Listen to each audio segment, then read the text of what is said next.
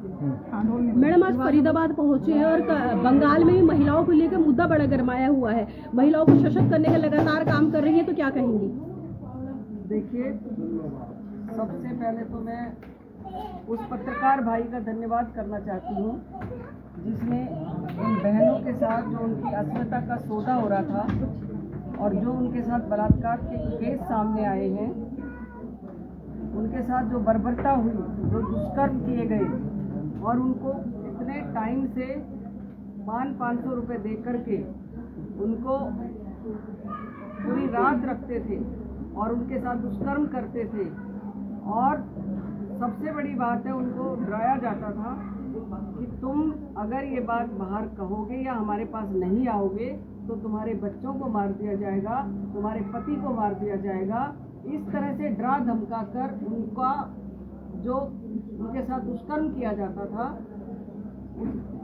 एक शाहजा शेख नाम के व्यक्ति ने इस तरह की बर्बरता वह महिलाओं के साथ की। और चूंकि वहाँ की मुख्यमंत्री महिला है, उसको शर्म आनी चाहिए कि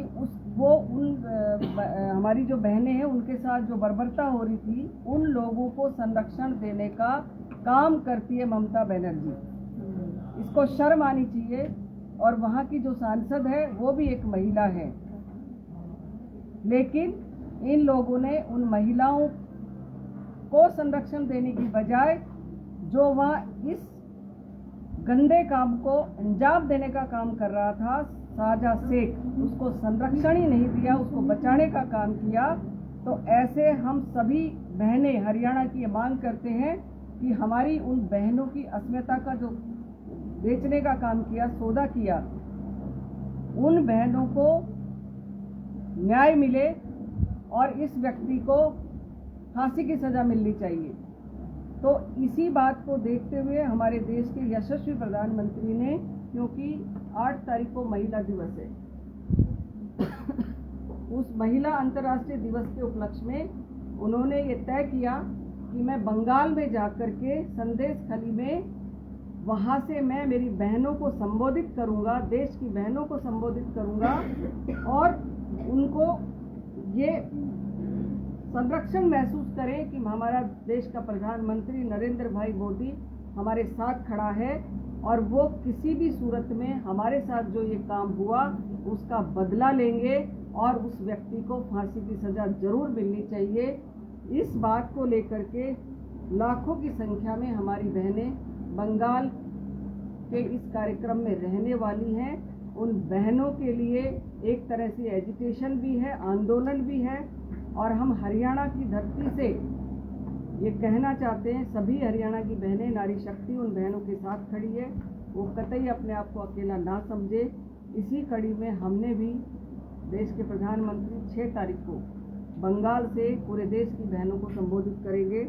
हरियाणा के अंदर करनाल में हमारे यशस्वी मुख्यमंत्री मनोहर लाल जी पहले बहनों को संबोधित करेंगे, हरियाणा की बहनों को नहीं, पहले मोदी जी बोलेंगे, उसके बाद माननीय मुख्यमंत्री जी हरियाणा के अंदर हमारी बहनों को सीधा संवाद करेंगे।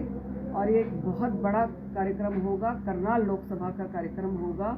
और उसी दिन हमने मंडल स्तर पर पूरे जिलों के अंदर 22 के 22 जिलों के अंदर करनाल लोकसभा को छोड़कर सभी जिलों में मंडल स्तर पर LED लगा करके माननीय देश के प्रधानमंत्री नरेंद्र भाई जी को बंगाल से जो सीधा संवाद करने वाले हैं, हमारी बहुत बड़ी संख्या में हर मंडलों में बहनें एकत्रित होकर के उस कार्यक्रम को सुनेंगी और माननीय मनोहर लाल जी को सुनेंगी।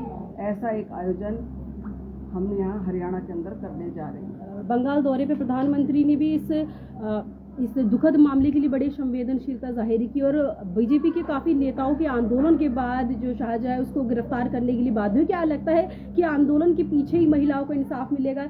इस चीज के लिए खुद जागरूक या फिर खुद समझदारी नहीं होनी चाहिए? देखिए, बंगाल के अंदर ममता बनर्जी का इतना तांडव है कि हम उसको औरत नहीं मानते, औरत के नाम पर दाग है।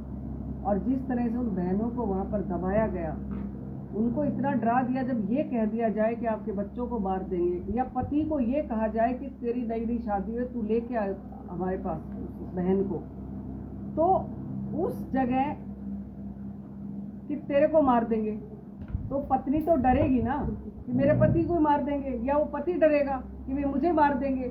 तो ऐसे जघन्य अपराध वहां पर किए जा रहे थे।